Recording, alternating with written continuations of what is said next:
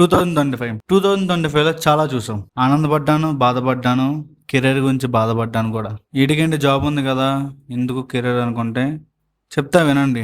జనవరిలో ఇంటికి వచ్చాను, పొంగల్ చూసా. ఫిబ్రవరిలో ఇంటికి వచ్చా, అన్నవరం వెళ్ళా. మార్చిలో ఇంటికి వచ్చా, పాపకొండల ట్రిప్కి వెళ్ళా. సో తర్వాత నుంచి నా లైఫ్ కేరళ వచ్చాను.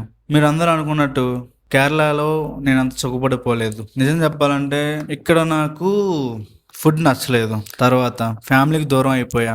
3 నెలలకు ఒకసారి ఇంటికి వెళ్ళాలి. తర్వాత యాక్చువల్గా ఇదే చెప్పాలంటే, సో మార్చి నుంచి డిసెంబర్ దాకా చాలా కష్టపడ్డాను. ఈ ప్రాసెస్లో డిసెంబర్లోనే ఒక యూట్యూబ్ ఛానల్ స్టార్ట్ చేశాను. ఈ యూట్యూబ్ ఛానల్ ఆర్ ఈ కంటెంట్ క్రియేషన్ ఇది వచ్చేటప్పటికి నా లైఫ్లో తీసుకున్న ఒక బెస్ట్ డెసిషన్ అని నేను అనుకుంటున్నా.